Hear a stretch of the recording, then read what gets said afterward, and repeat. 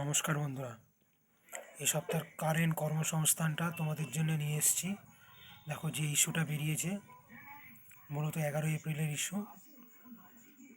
SSC অর্থাৎ central staff selection commission কয়েক হাজার ক্লার্ক এবং অ্যাসিস্ট্যান্ট 15তম এক্সাম, এই ধরনের একটা রিক্রুটমেন্টের খবর কিন্তু তারা প্রকাশ করেছে।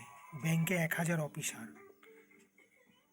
এটা ডিটেলস দেখে নিয়ে সেই মতো অ্যাপ্লাই করতে পারো, কারণ এটা গ্র্যাজুয়েট ছেলেমেয়েদের রিক্রুটমেন্ট সংক্রান্ত খবর।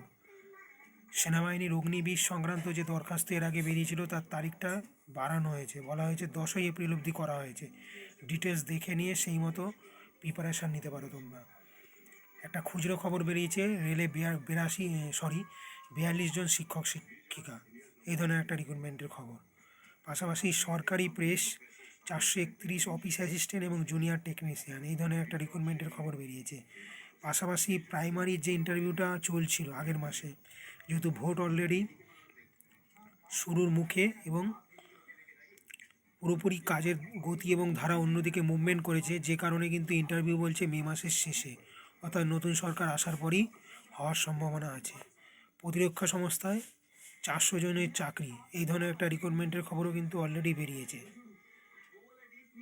ভান্ডারা অর্ডিন্যান্স ফ্যাক্টরির তরফে। ডিটেলস দেখে সেই মতো অ্যাপ্লাই করতে পারো। অসম রাইফেলসে 95 রাইফেলম্যান, এই ধরনের একটা রিক্রুটমেন্টের খবর বেরিয়েছে।